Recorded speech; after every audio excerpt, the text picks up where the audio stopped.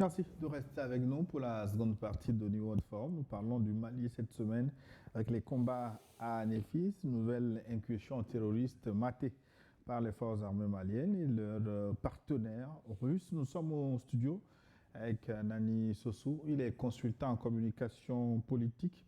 Et Luc Koumé Abalo Abaki, journaliste et écrivain, son excellence, l'homme qui ne bouge pas à bouger un peu aujourd'hui.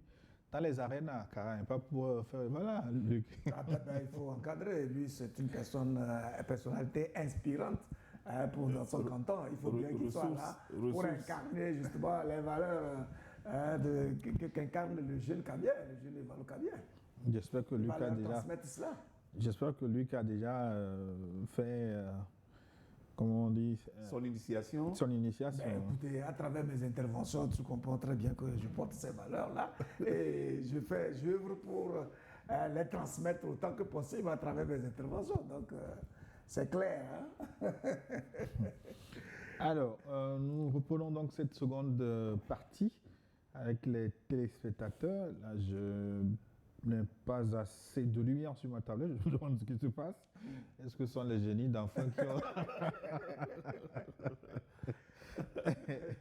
Si la réalisation peut me trouver une solution, ça me ferait plaisir, parce que là, j'étais sur le message d'un téléspectateur ivoirien qui se demande, j'ai eu le temps de relayer le message en intégralité, mais il se demande, et je ne comprends pas pourquoi on parle de forces unifiées, de l'AES, mais que les trois pays continuent de combattre chacun de son côté les groupes terroristes. Il demande à quand ça va prendre fin.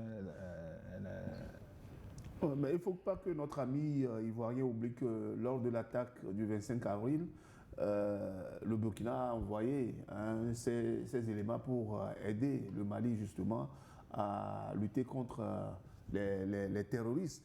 Et je pense que les vecteurs aériens de tous ces pays-là servent quand même à interagir simultanément, que ce soit au Burkina, au Mali ou au Niger. Donc, ce qu'il y a, c'est que la force unifiée, c'est une force de 5000 hommes, même, Luc, si ma mémoire elle est bonne, et puis elle est basée à Niamey. Donc, ce sont des forces qui agissent déjà sur le terrain, sauf qu'on ne peut pas montrer à l'ennemi le bâton avec lequel on va le frapper. Ça, c'est clair. Mais lorsqu'il y avait eu la bataille du 25 avril, des attaques simultanées sur le territoire malien, toutes ces forces-là se sont réunies, unifiées, se sont réunies quand même pour aider leurs collègues maliens à lutter contre les terroristes. Et je pense que la même chose a eu lieu au mois de juin dernier au Burkina Faso lorsque le pays a été attaqué. Donc, ceux qui disent qu'il faut que c'est à quand la force unifiée, c'est à quand ceci, c'est à quand cela, mais vous ne savez pas la stratégie que met en place ces pays-là pour lutter contre le terrorisme. Ils ont leurs stratégies qui leur sont propres. On ne va quand même pas disperser les forces. Hein, on va quand même pas disperser les forces pour aller faire croire que d'un côté, il faut aller aider avec toutes les forces, les 5000 hommes, il faut aller au Mali pour combattre. Et dans le même temps, laisser le Niger ou bien le Mali en proie au terrorisme. Donc, c'est stratégiquement que ces pays utilisent cette force unifiée. Quand cela s'impose, on envoie les vecteurs aériens, on envoie des hommes, on envoie des blindés. Quand cela s'impose pour aller aider le Niger, ou soit le Mali, ou soit le Burkina Faso. Non, mais au-delà de ceci, il faut comprendre très bien ce dont nous parlons. On parle d'un espace de plus de 2 millions, de près de 3 millions de kilomètres carrés. OK? Et donc, actuellement, la force unifiée compte 5000 hommes. Il faut les former, il faut les équiper et il faut leur donner donc, les moyens d'action. Ça n'occulte pas le principe pour chaque pays de s'organiser. Et donc, il faut agrandir cette force-là jusqu'à ce qu'elle soit capable de travailler sur l'ensemble de ce territoire. Mais pendant ce temps, toutes les armées de chaque pays doivent pouvoir agir. Et ça, c'est ça qui est important. Parce qu'actuellement, à l'état actuel des choses, l'armée malienne a déjà fait un bond remarquable en termes de nombre, donc de recrutement, etc., en termes d'équipement, de toutes sortes et de toute nature, et en termes de formation. Maintenant, parmi ces gens formés, aussi bien au Burkina, au Mali, au Niger, qu'on met en place une force mixte qui a donc sa mission, elle aussi, peut-être, de travailler peut-être à la dimension des frontières, etc., etc. Mais cette force mixte-là ne va pas remplacer les armées de chaque pays individuellement et la mission donc, qui est dévolue à ces gendarmes-là. Voilà. C'est Emmanuel qui nous écrivait de Gagnoa en Côte d'Ivoire. Merci infiniment de votre fidélité à ce rendez-vous des dimanches. Bonjour le plateau, c'est Judy Kael Savadogo en service à Kaya, la belle cité du cuir. Bonjour à toi Gilles, l'intrépide modérateur. Anani Sossou, comme toi, mon coucou, à mon futur baobab, Luc Abaki, que j'ai toujours du plaisir à suivre. Pour le thème du jour, moi je regrette seulement la complicité des Africains pour détruire l'Afrique. Est-ce que le noir, nègre, sait que ce qui se passe, c'est pour nous mettre en pauvreté et eux, la vie en pleine vogue? Selon moi, il faut faire comme la France après la Deuxième Guerre mondiale. Vous savez ce que je veux dire. En attendant, en avant pour la décolonisation mentale, en avant pour la déconstruction mentale, victoire au peuple, toutes mes civilités à mon ambassadeur Sogoyo Kwaku Kegewe. Merci, Judy Kael. Oui, la Côte d'Ivoire encore, c'est Kota Ogou, béninois depuis Boaké. Bonjour Anani Sossou, Luc Abaki, ainsi que le journaliste Gilles Mawena Boko, Papa Sogoyo Kegewe Kwaku n'est pas sur le plateau aujourd'hui, ou bien la fête des Événements a commencé à Cara, bien sûr. Moi, j'ai déjà acheté mon chien. Concernant le thème du jour, les FAMA ne rigolent pas, ainsi que toutes les forces de l'AES. Ce n'est pas pour rien que les relations diplomatiques, les invitations, les négociations se multiplient, car l'AES a pris le chemin de non-retour. Ils n'ont qu'à aller jusqu'au bout. Nous les soutenons. La patrie ou la mort, l'AES avance. C'est M. Kota Ogou, donc béninois, depuis Boaké, en Côte d'Ivoire. Le 227, nous envoyons un message. C'est le Niger. Bonjour New Orleans. Bonsoir Gilles, ainsi qu'à tous les distingués invités. Débat très pertinent. Gilles, en effet, ce mois de juillet est le mois le plus cauchemardesque pour les groupes armés terroristes et parallèlement le mois le plus meurtrier pour les fils du Sahel, parce qu'après tout, ce sont des Sahéliens qui meurent des deux côtés. Gilles, je vous ai déjà une fois dit ici qu'il faut que nous nous préparions à affronter frontalement ceux qui arment et soutiennent ces terroristes, parce que ce sont eux les vrais terroristes. Combien de temps allons-nous encore continuer à nous entretuer entre nous? Si ça continue comme ça, nous serons vaincus sur toute la ligne, parce que les Occidentaux terroristes, eux, ne se laisseront pas faire. Ils ne cesseront pas de financer les terroristes. Nous, il faut que nous déportions la guerre vers l'autre côté. Il y a pas 32 solutions. Dites à Luc que ça fait plaisir de le voir à nouveau. C'est Ibrahim Ali qui nous a envoyé ce message en filigrane, hein, parce que nous faisons la synthèse. Ceux qui meurent malgré tout, ceux qui n'a pas tort, hein, tombent. Cette guerre qui se passe un peu partout dans le Sahel, jusque vers les pays côtiers, c'est une guerre par procuration. Parce que n'oublions pas que le général Lecointre avait dit qu'il faut recoloniser toute l'Afrique. Ils sont en perte de vitesse. Je regardais cette semaine dans un forum français auquel j'ai accès, où il y a un Français qui clairement disait que la France est en ruine parce qu'on a été chassé de l'Afrique. On n'a plus l'uranium gratuit, c'est le Français qui le dit, hein, c'est pas moi qui le dis. On n'a plus l'uranium gratuit. Le Burkina est devenu une deuxième force aurifère en Afrique, de même que le Mali, et que toutes ces ressources-là que nous avons en abondance avant ne seront plus en abondance. Mais maintenant, comment faire pour que la France retrouve son rayonnement d'antan?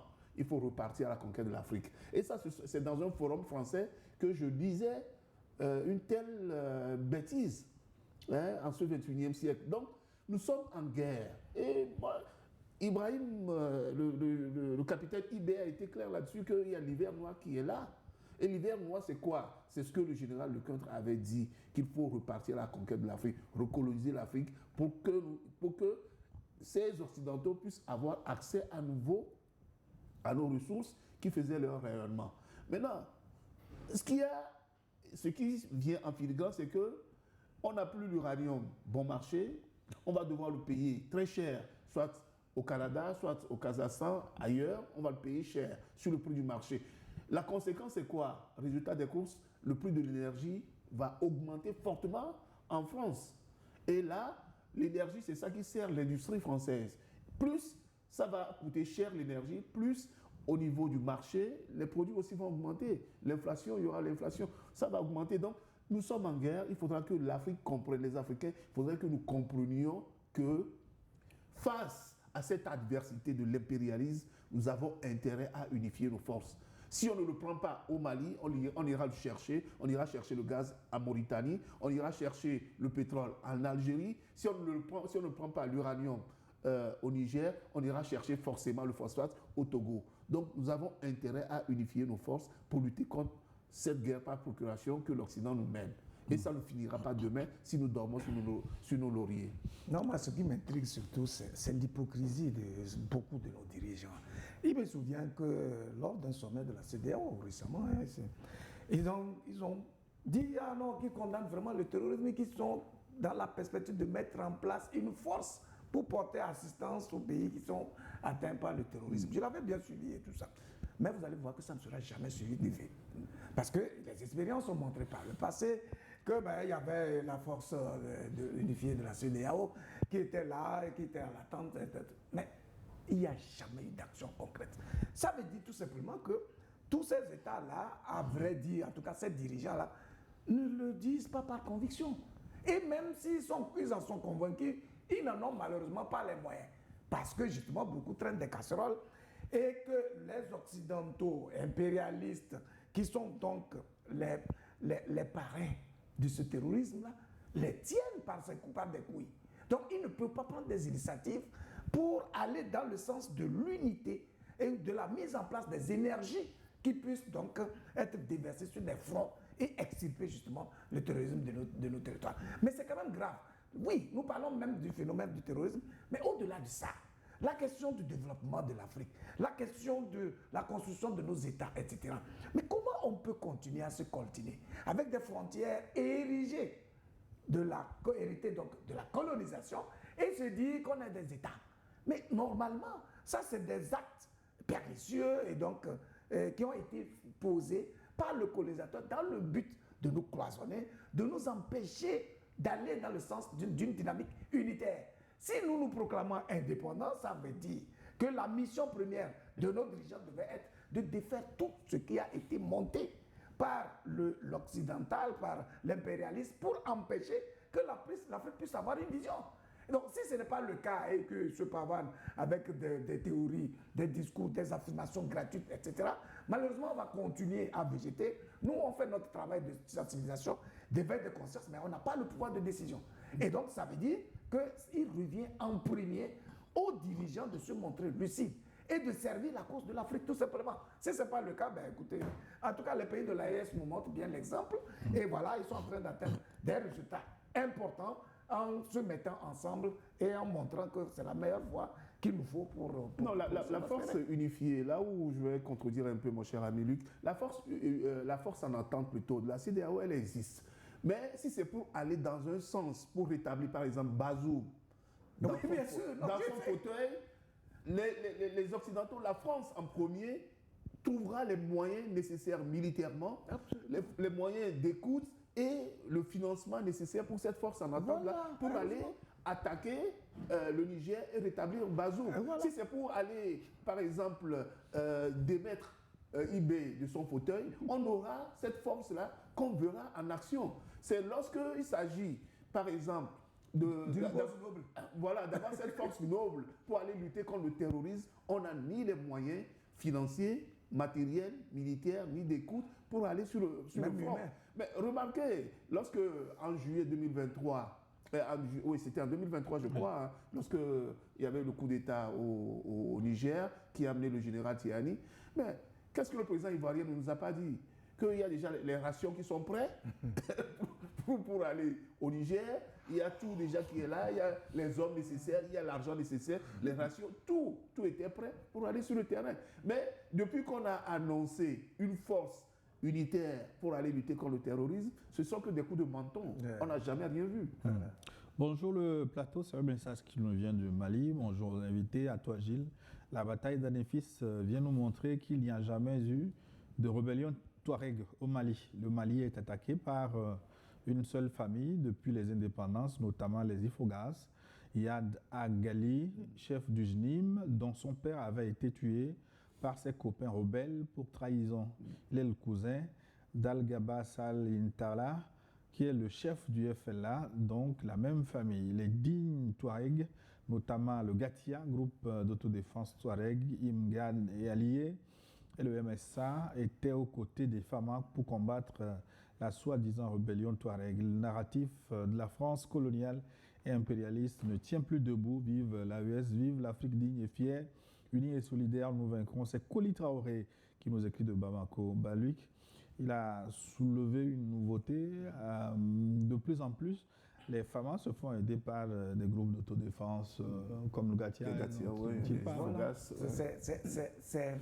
C'est la résultante du travail de pédagogie qui a été fait en amont et qui montre à chaque citoyen malien qu'il a une responsabilité.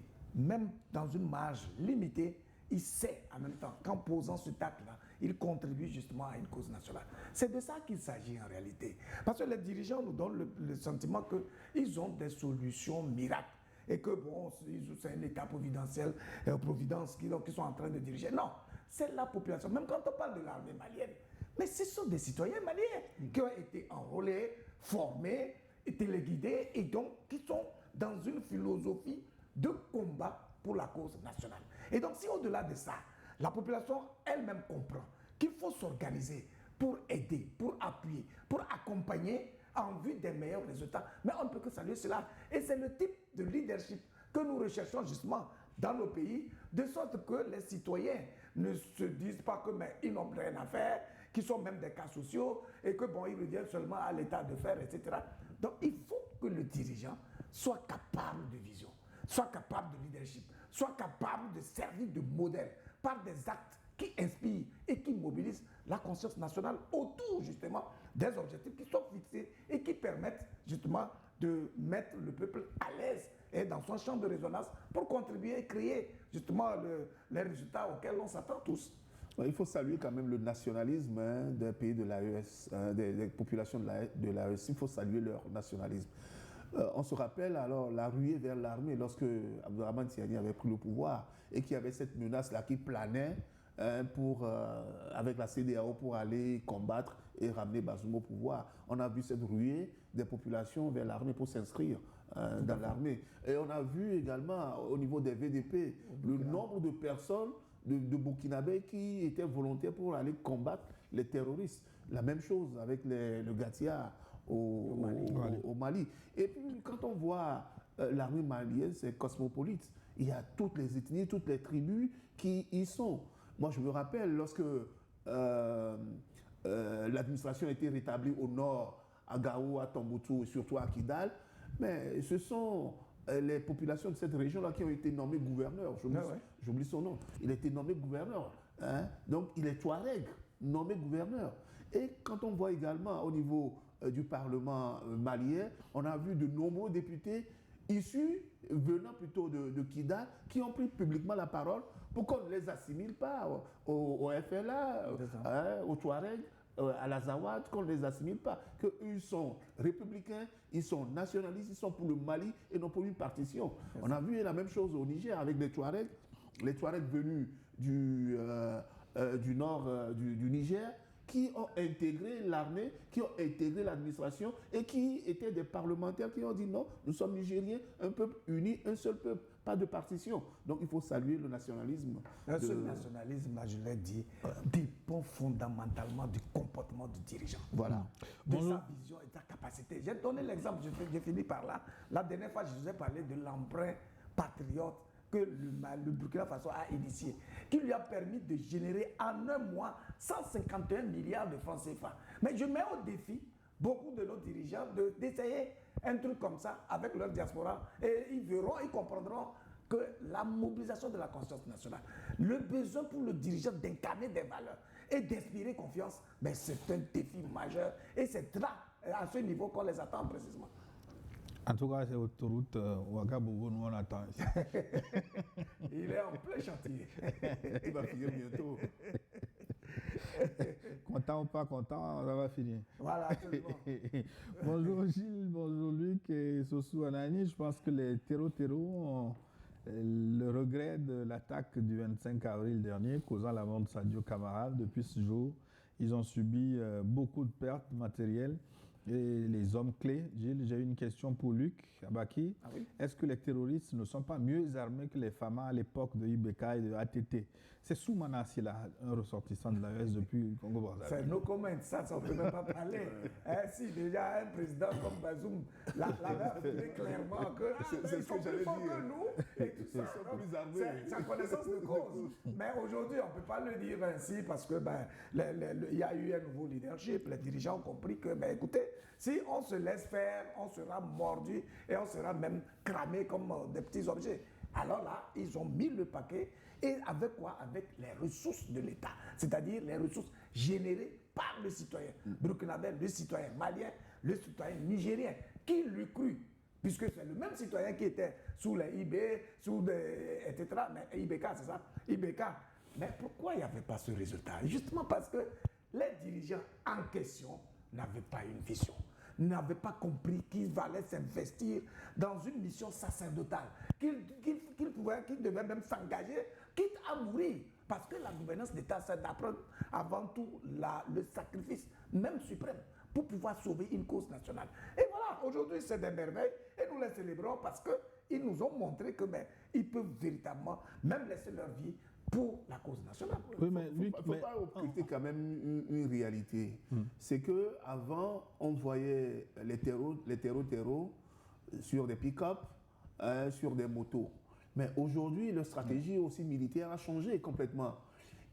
Lorsqu'on arrive, les terroristes arrivent à piloter des drones FPV, parce que c'est un drone, les drones FPV, ce sont des drones qui sont difficilement pilotables.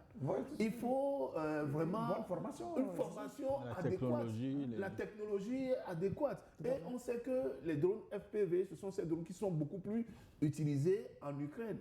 Et donc ce sont les services ukrainiens qui sont à la bourre dans le Sahel pour former et équiper ces terreaux à utiliser ces nouvelles technologies. Quand on parle de mortier, avant, peut-être il n'y en avait pas, les terreaux n'en avaient pas, mais aujourd'hui, ils en ont. Quand on parle, surtout, ce qui s'est passé à Néfi, c'est qu'il y avait des voitures kamikazes. Vous imaginez l'ampleur du siège que ces terreaux ont fait à Néfi avec des voitures kamikazes. Donc, ils sont montés aussi en puissance. Voilà pourquoi les États du Sahel ont répondu présent en s'armant plus qu'eux. Mais le grand bénéfice mais la question qu'on se pose, s'il n'y avait pas eu cette révolution et l'allure que ça prend aujourd'hui, nos États n'existeraient plus. Lucas a compris ma question. Oui, bien sûr. Aujourd'hui, peut-être Luc serait en voile intégrale. S'il était encore en vie. Sous IBK, c'était de la pagaille, c'était une boîte. On a ri, mais Camboré, c'était de la cette pagaille. affaire terroriste, si les autres n'avaient pas pris les terreaux par les cornes. Imaginez ce que IB avait dit quand il avait pris le pouvoir. Il avait trouvé combien de Kalachnikov? Ah voilà. Hein?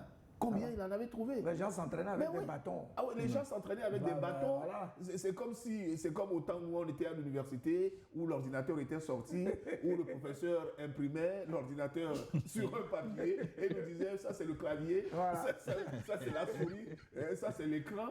C'est la même chose qui s'est passée avec nos armées malheureusement, où les militaires sont obligés d'aller au front, mais ne disposent même pas d'armes pour aller au front. Ne dispose pas de contre-balles, d'habits contre-balles pour aller au front. Mais quand on a compris que pour faire cette guerre asymétrique, pour gagner cette guerre, il faut des armements, ces pays n'ont pas hésité, même quitte à s'endetter même pour avoir le matériel militaire nécessaire pour combattre ces terreurs. Le problème, c'est que pendant longtemps, nos pays ont sous-traité la sécurité. Que ces pays ont de défense, c'est de pouvoir contrôler leur ciel aujourd'hui. C'est cette grande chance aussi avec les vecteurs aériens. Imaginez qu'ils n'arrivaient pas à contrôler leur ciel. Comment pouvaient-ils faire avec les vecteurs aériens pour pourchasser les terreaux jusque dans leur retranchement? Non, mais ce qui est remarquable, il a parlé même de quitte à s'endetter. Encore que, il ne s'endette même pas plus que les États qui ne sont pas en guerre en Afrique. Ils créent de la richesse nationale. C'est-à-dire qu'ils mettent la main sur les ressources disponibles, comme l'or, comme l'uranium, etc. Et ils utilisent de façon optimale ces ressources-là pour les dispatcher vers les priorités, notamment l'armement, la réorganisation de l'armée, mais aussi la relance de l'économie, le développement, etc.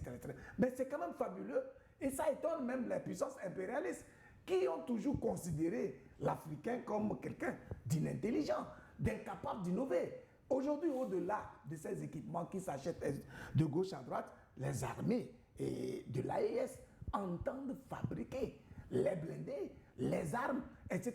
Ils veulent industrialiser, mécaniser l'agriculture, etc. Donc ça veut dire que c'est des gens suffisamment ambitieux, c'est des gens qui ont compris les défis majeurs qui se posent à nos États. Aujourd'hui, plutôt qu'on soit toujours là à se plaindre de ce que l'impérialisme continue de nous étouffer, il faut bien commencer à agir. Même s'il faut y laisser ta vie, ton nom reste dans l'histoire. C'est ce que des gens comme Sankara ont eu à faire. Il n'a fait que 4 ans au pouvoir, mais il est devenu un patrimoine. Pas seulement burkinabé, mais africain. C'est de ça qu'il s'agit. Si tu n'es pas courageux, si tu n'es pas audacieux, si tu n'es pas ambitieux, ce n'est pas la peine de prétendre être au-dessus de la mêlée et t'accaparer du pouvoir. Parce que s'il s'agit de sauver les vies et de créer un destin pour une nation. C'est de ça qu'il s'agit. Mais le Burkina a encore innové par l'emprunt national. Mais bien sûr. L'emprunt national. Ils ont lancé pour un mois un emprunt. 151 milliards. Donc, l'objectif, c'était 125 milliards. Voilà. Mais ça a été dépassé. Et ça, cet emprunt-là, ça, c'est venu de la diaspora. Et quand on voit l'emprunt national, ça dépasse les 300 milliards. Donc, c'est un autofinancement. Et l'objectif de cet emprunt est clair. L'agriculture, les infrastructures et l'armement. Voilà. Bonjour, très cher Gilles Bokom Aouedan. En vous espérant en parfaite santé. Bon, ce n'est pas la grande forme aujourd'hui, mais ça tient, on tient le coup. J'adresse mes salutations très fraternelles et chaleureuses à nos dignes frères, son Excellence ambassadeur Kegewe, Lucas Baki, Anani Sossou, qui ne cesse de nous éclairer sur les problèmes africains. Richard Assinam Tagba, Lomé Djidjole. J'ai une simple question. Peut-on aujourd'hui dire qu'au-delà de la trahison et de la manipulation étrangère qu'on connaît, la superficie du Mali constitue-t-elle une autre de ses faiblesses et qu'il ne maîtrise pas vraiment? Bonne émission. C'est un pays très grand quand même. Plus d'1 million de... 1,245 000 km², c'est suffisamment C'est quand même grave. Et ce n'est pas aussi peuplé que ça. Hein. Le Mali ne compte que, je crois, 22 ou 23 millions d'habitants. Donc, tout cet espace-là, c'est un sous-peuplement. Voilà aussi notre supercherie où l'Occident nous dit « Ah non, on fait trop d'enfants en Afrique, etc. » Alors, c'est avec les ressources humaines qu'on développe un pays. Donc, c'est vrai que cet espace aussi grand peut être un handicap. Mais il a en même temps un atout parce que dans le principe de puissance, l'espace territorial joue pour beaucoup. C'est parce que justement, il y a des saboteurs, c'est parce qu'il y a des traites, parce qu'il y a on va dire, des prédateurs. Aux yeux de drosophiles. Exactement. Mais dans tous les cas, je pense que les Maliens sont sur la bonne voie, tout comme les Nigériens. Le Niger aussi est un peu plus vaste que le Mali. Voilà, ça fait 1 265 km², je pense. C'est le Burkina qui est à 214 000 km². Les trois mis ensemble, ça fait un grand espace, presque 3 millions.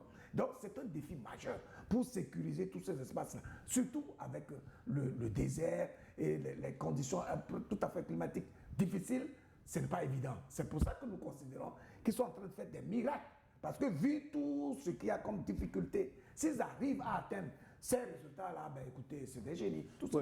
Notre ami Tagba doit savoir que lorsque ces pays sont en odeur de sainteté avec les puissances impérialistes, il n'y a jamais de trouble. Ils sont en paix. Les territoires sont sécurisés. Mais c'est lorsqu'il y a eu cette propension à avoir sa souveraineté, à s'autodéterminer. C'est à partir de là que les troubles ont commencé. Donc en réalité, ce n'est pas l'étendue du territoire qui pose problème, mais c'est la vision que les dirigeants ont qui pose problème. Sous Moussa Traoré, c'était tranquille, le Mali. Sous Bazoum, bien avant lui, Issifou ou bien Tandja, c'était un pays tranquille. Mais dès lors qu'on a dit non, stop, maintenant, on ne va plus exploiter notre uranium gratuitement. On ne va pas laisser la région d'Arlit sans eau, sans électricité, sans infrastructures routières, et qu'on va s'approprier nos richesses pour développer nos pays. C'est à partir de là où l'étendue de nos territoires devient un problème. Sinon, imaginez, comme disait Luc, c'est une supercherie de croire que l'Afrique, qui a plus de 30 millions de kilomètres carrés, c'est une supercherie de dire que nous sommes surpeuplés. Or, un pays comme le Togo, qui a 56 600 kilomètres carrés, comparativement à la Belgique, qui a 38 300 kilomètres carrés, il faut voir la démographie. En Belgique, c'est presque 12 millions d'habitants. Alors que le Togo fait presque 2 fois la Belgique. Mais nous sommes à quoi? Nous sommes à 8 millions d'habitants. Donc, faire croire que nous produisons beaucoup trop d'enfants, c'est une supercherie. Bonjour, New World Forum, je suis Cabral depuis la Côte d'Ivoire. Nous ne finirons jamais de vous adresser nos vifs remerciements pour le travail remarquable que vous accomplissez afin de contribuer à l'affranchissement des peuples africains. Vous êtes un média qui pense véritablement à l'Afrique. Concernant ces violents combats à Néfis, je pense qu'il s'agit encore d'un énième acte terroriste visant à déstabiliser durablement le Mali. Ces gens-là ne dorment jamais. Nous devons donc rester éveillés et vigilants pour combattre cette nébuleuse organisée depuis les bureaux feutrés du monde occidental. Ils n'ont aucun intérêt à nous voir libres. Les États du Sahel doivent donc mobiliser tous les moyens nécessaires pour mettre fin aux agissements de ces bandes armées. Par ailleurs, il est crucial que les États de l'AES achèvent leur sortie de la zone CFA et battent leur propre monnaie. Cela pourrait renforcer leur souveraineté et avoir un impact sur ceux qui s'opposent à leur liberté. Il est également important de réévaluer la coopération avec certains pays frontaliers, notamment l'Algérie et la Mauritanie. On nous dit que Iyad Aghali se soigne dans l'un de ces pays. Si cela est avéré, c'est extrêmement préoccupant. Certains considèrent que ces pays constituent une base arrière du terrorisme sahélien, comme l'a rappelé notre grand frère Alani. Dès lors, pourquoi le Mali renoue-t-il ses relations diplomatiques avec l'Algérie? Vigilance, vigilance, vigilance, Mali. Merci Gilles, merci à nos invités. J'espère que notre papa Sogoyou Kegeo se porte très bien. Il nous manque aujourd'hui. Je vous souhaite un excellent dimanche. Vive les peuples qui luttent pour leur liberté. Vive l'Afrique souveraine. Vive la Confédération des États du Sahel. Vive le Média New World. C'est Cabral depuis la Côte d'Ivoire. Cabral comme Amilcar Cabral.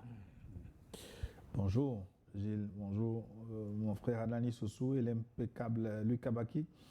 Merci beaucoup pour votre travail qui consiste à déconstruire la propagande et les propos des médias néocoloniaux et réveiller les consciences africaines. C'est vraiment pitoyable pour l'Afrique et les Noirs inconscients qui se laissent manipuler par l'ignorance. Je nous demande si ceux qu'on envoie mourir au Sahel savent vraiment ce qu'ils y cherchent. Pourquoi c'est nous les Noirs que les Arabes blancs et les Occidentaux utilisent toujours contre nos frères noirs pour leurs intérêts. Concernant l'ouverture de l'espace aérien entre le Mali et l'Algérie, je doute sur la sincérité du gouvernement algérien. Ça peut être un moyen pour espionner le territoire malien par la France. Vigilance à l'AES, bonne émission. C'est Kolani Joachim depuis le Canada. Oui, mais Gilles, on ne peut pas avancer non plus dans la méfiance perpétuelle. Ceux qui disent que pourquoi il y a un tel rapprochement entre l'Algérie et le Mali, ça fait quand même 15 mois que ces pays-là se voyaient, se regardaient en chien de faïence. À un moment donné, il faut briser ce plafond de verre et aller vers une coopération sincère. Maintenant, comme le Bénin et le Niger l'ont fait, il faudrait peut-être avoir une plateforme de réflexion, une plateforme sécuritaire pour essayer d'anticiper sur tout ce qui peut bloquer à nouveau ces relations. Donc, la méfiance, oui. La vigilance, oui. Mais aucun peuple ne peut pas, les deux pays ne peuvent pas vivre en autarcie, loin de l'autre. Donc il va falloir qu'à un moment donné, briser ce plafond de verre, aller dans la vigilance. Aller vers de nouvelles perspectives pour construire quand même une plateforme sécuritaire commune pour l'intérêt de ces deux pays. Bonjour le plateau, juste une pensée fraternelle en ce dimanche. Je tiens toutefois à lancer une alerte à la direction de New World concernant certaines émissions, certains intervenants dont les analyses paraissent contre-productives et en décalage avec les efforts de conscientisation portés par New World Forum. Il arrive que certains plateaux donnent davantage l'impression d'entendre les narratifs ou les lignes éditoriales des médias occidentaux. En tant qu'admirateur de votre travail, je souhaiterais simplement partager cette réflexion dans un esprit constructif par votre frère Mahamadou Traoré, depuis la région de Douenza, en République du Mali. Force aux FAMA, force aux armées de l'AES. Courage à vous. Merci pour votre contribution. La suite, bonjour New World Forum, merci à tous, Monsieur Gilles, Tonton Anani et Tonton Luc du plateau pour la disponibilité pour cette émission. Puisse Dieu vous fortifier davantage dans cette lutte contre l'impérialisme. Le sang versé de Sadio Camara s'ajoute à celui de Thomas Sankara pour nous donner davantage de courage pour cette lutte dont nous savons que nous sortirons vainqueurs. Puisse Dieu fortifier encore et encore les dignes fils de l'AES dans ce combat qui se veut perpétuel. Félicitations aux FAMA et à la force unifiée de l'AES. En avant, la victoire est pour nous. Bientôt, nous profiterons entièrement de nos ressources à bas les apatrides comme ces faux journalistes burkinabés sur une chaîne occidentale. Quand nos États vont commencer à vivre l'abondance comme Dubaï, comment se comporteront les apatrides comme Djibril, Bassolé, Newton, Ahmed Bari, Alpha Bari, Abdoulaye Bari, Damiba, etc. Vive l'AES, vive nos chefs d'État, vive les FAMA et la force unifiée de l'AES, vive New World Forum, vive l'animateur de ce plateau, ainsi que les différents co-débatteurs qui sont des dignes fils de l'Afrique. Merci pour votre contribution. Nous avons un message du Mali. Bonjour le plateau, nous sommes toujours honorés d'être présents au rendez-vous de l'éveil des consciences africaines. Nous sommes des frères sur le plateau qui continuent. Nous sommes des frères sur le plateau qui continuent à semer et à entretenir l'espoir en nous. Comme le disait Luc, ces terroristes ne sont pas seulement endoctrinés, ils sont drogués. Mahaman Mbarakou, de Bamako au Mali. Nous avons toujours souhaité le rapprochement entre Alger et Bamako, mais les Algériens, de façon générale, n'ont pas de considération pour nous. La force unifiée participe à toutes les batailles sur le territoire du Sahel tout le temps. On ne veut pas... Bon, le mot n'est pas très visible. Bonjour Gilles, les co-débatteurs, les choses bougent depuis quelques jours dans le nord du Mali. Il y a un proverbe malien qui dit « Dans une relation à trois, il y a toujours un qui est hors du jeu entre la France, l'Algérie et le Mali. Quand Alger et Bamako rétablissent leur relation, c'est dans le dos de qui j'attends le budget de la France au mois de septembre où il va falloir trouver entre 60 et 80 milliards d'euros. Deux premiers ministres ont sauté pour 6 et 46 milliards. Le cornu va rester pour gérer les quelques mois qui resteront à Macron, qui fera tout pour exploser l'AES avant son départ. AES, ne baissez pas la garde. Boaké depuis Paris. Bon dimanche. Merci, Monsieur Boaké. Mais moi, je crois quand même que l'Algérie a tout intérêt, parce que entre l'Algérie et la France, c'est pas rose non plus. Les intérêts sont les mêmes pour l'Algérie et pour le Mali, c'est lutter contre l'impérialisme. La France, avec toute son histoire avec l'Algérie, avec les millions de morts, jusqu'aux accords d'Évian en 62, doit réfléchir, l'Algérie doit beaucoup réfléchir quand même. Parce que l'intérêt de la France, c'est de prendre son gaz, c'est de prendre son pétrole pour son industrie et pour son développement. Donc, l'Algérie a intérêt à s'unir avec le Mali pour poursuivre les mêmes objectifs, décoloniser les esprits, décoloniser la même mise de la France sur les ressources minières et les richesses de nos pays. Bonjour le plateau, je suis Kader Sissé, vivant à Lyon en France. Mon salut fraternel à vous Gilles ainsi qu'à vos illustres invités que j'apprécie très fort, sans oublier mon tonton Sogoyou Kegewe. J'ai juste une question à vous soumettre. Que peut-on comprendre de cette détente diplomatique entre le Mali et l'Algérie? Pourquoi cette simultanéité entre les attaques et la détente diplomatique? Merci à vous pour l'éveil des consciences à travers votre riche émission. Kader Sissé depuis la France, en tout cas, on a répondu d'une façon ou d'une autre. Et nous profitons pour saluer le pape Cyril de Paris. Nous ne l'avons pas aujourd'hui. Nous, Tangara, au Mali, bonjour le plateau. Je remercie les intervenants du jour pour la qualité de leurs analyses et la pertinence de leurs échanges concernant les combats d'Anefis. Je tiens à saluer le courage, le professionnalisme et l'engagement des femmes. Elles ont une fois de plus démontré leur détermination à défendre l'intégrité territoriale du Mali et à faire face aux groupes armés qui menacent la sécurité de notre pays. J'espère que cette dynamique se poursuivra jusqu'au rétablissement complet de la sécurité sur l'ensemble du territoire national. J'adresse également mes pensées aux soldats tombés au champ d'honneur, aux blessés ainsi qu'à leurs familles, que leur sacrifice ne soit jamais oublié et qu'ils contribuent au retour d'une paix durable et de la stabilité au Mali. Enfin, je vous remercie Gilles ainsi que l'ensemble des intervenants pour cette émission de grande qualité. Excellente suite d'émission à vous. C'est Boum Tangara depuis le Mali. Oui, mais si tu me permets, je me suis rappelé le nom du commandant de la zone d'Anefis, le commandant de la zone numéro 7.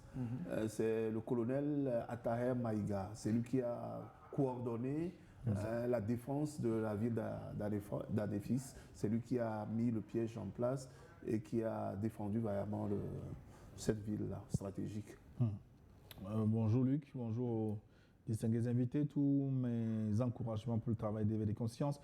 Nous avons un adage nigérien qui dit un coq étranglé fait plus de bruit que celui qui chante le matin pour réveiller les gens. Voilà. Les terreaux sont étranglés comme des coqs aujourd'hui et les médias occidentaux font le bruit à leur place. L'hiver noir est là. Nous avons l'AES comme manteau pour nous protéger. Bon dimanche à tous. C'est Abdoul Kader depuis le Niger, le Bénin. Envoyez un message. Bonjour Niwa TV, bonjour Grand Frère Gilles. Mes sincères salutations aux deux invités aussi. Mes sincères salutations aussi à l'homme qui ne bouge pas, mais qui a bougé aujourd'hui, mon très cher Papa Sogoyou. Je pense bien que le concept de diviser pour régner disparaît peu à peu de l'Afrique. Je remercie Dieu Tout-Puissant. Toute chose a un début et une fin. Je vous remercie beaucoup. Agréable suite et deuxième culte. Bon dimanche à vous, chers amis, depuis le Bénin. Quelques messages encore et puis je vous laisse conclure. Je suis Tarbaldo Issa depuis le Burkina Faso. Salut, camarade Gilles. Salut aux invités. Quelles sont les conséquences directes du rapprochement entre le Mali et l'Algérie à court et à long terme? Je suis donc Tarbaldo Issa depuis le Burkina Faso. Merci. Nous avons répondu. Walker Ngamo Kuba Bolatibé. Il est de la partie bonjour la famille du forum dominical. Toutes mes civilités, salutations fraternelles depuis le Mexique. Bolatibé, digne fils d'Afrique, de la terre, Congo. Merci beaucoup pour cet éveil de conscience africaine que vous faites sans relâche, que nos ancêtres vous protègent toujours. La souveraineté n'est pas une petite affaire. Il y a eu des attaques barbares, il y aura encore, que nos 3 étoiles polaires sahéliennes tiennent bon. Nous, la jeunesse africaine éveillée, nous comptons sur eux. Mais une chose est vraie, nous gagnerons cette guerre contre les puissances impérialistes et leurs valets locaux. Vive l'Afrique libre et souveraine, l'Afrique libre, notre Afrique où la mort nous vaincront toujours. Merci beaucoup. Merci pour votre participation, Walker Ngamo Kuba Bolatibé. Quelques messages encore, mais est-ce que nous avons le temps pour conclure? On va conclure maintenant. Anani Sossou, il faut retenir cette nouvelle attaque coordonnée sur Anefis et ailleurs a échoué. Beaucoup de matériel logistique, beaucoup de moyens détruits pour les groupes terroristes. Ça veut dire que progressivement, les FAMA continuent leur lutte vers la libération totale. Oui, il faut saluer les efforts fournis par les armées de l'AES. Ils sont toujours prompts à répondre et ils ne sont plus seulement là pour subir, mais ils anticipent aussi.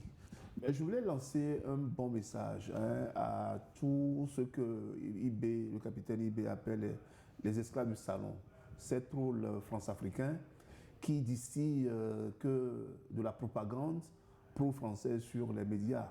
Il faudra quand même qu'à un moment donné, ils arrêtent, qu'ils se disent que quoi qu'il en soit, ils ne seront jamais plus français que les Français de souche, que les Français d'origine.